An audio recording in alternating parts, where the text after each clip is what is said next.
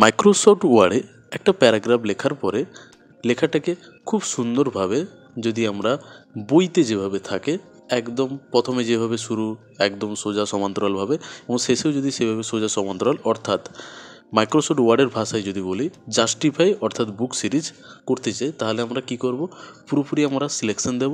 Selection দেওয়ার পরে justify ওই অপশানস কিন্তু আছে অ্যালাইনমেন্টের কাছে, আমরা ক্লিক দেব এবং সুন্দরভাবে সেটা হয়ে যাবে।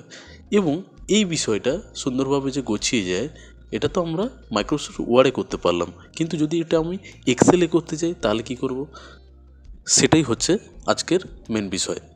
আমরা প্রথমত এখান থেকে পুরো ডেটাটাকে সিলেকশন দেব। সিলেকশন দেওয়ার পরে কপি করে নেব, কপি করে নর্মালি পেস্ট করে দেবো ডেটাটা, যাতে ওই ডেটাটা সেম এখানে চলে আসে। আমরা সাইডগুলো যদি খুব ভালো করে দেখি তাহলে দেখতে পাবো এইখানে কিন্তু জাস্টিফাই কিন্তু হয়ে যাচ্ছে না কোনো মতে, ঠিক মাইক্রোসফট ওয়ার্ডে যেরকম প্রথমত থাকে যেরকম ঠিক সেই রকমই থাকছে।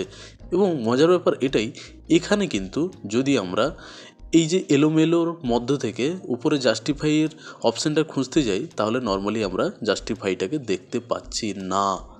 এটাই একটি বড় বিষয় এক্সেলে। তাহলে কি আমরা এখান থেকে জাস্টিফাই করতে পারবো না? তাহলে উত্তর হবে হ্যাঁ, অবশ্যই আমরা জাস্টিফাই করতে পারবো। আর সেটাই হচ্ছে আজকের দেখার কিভাবে আমরা জাস্টিফাইটাকে করছি। অ্যালাইনমেন্টগুলোর দিকে লক্ষ্য করলে আমরা দেখতে পাবো যেখানে আমাদের কার্সার রয়েছে ঠিক ওইখানে ক্লিক করব। আমরা ক্লিক করার পরে আমরা দেখতে পাচ্ছি হরাইজন্টালে জেনারেল রয়েছে, ওই জেনারেলটিকে আমরা জাস্টিফাই করে দেবো। জাস্টিফাই করার পরে ওকে করে দেবো।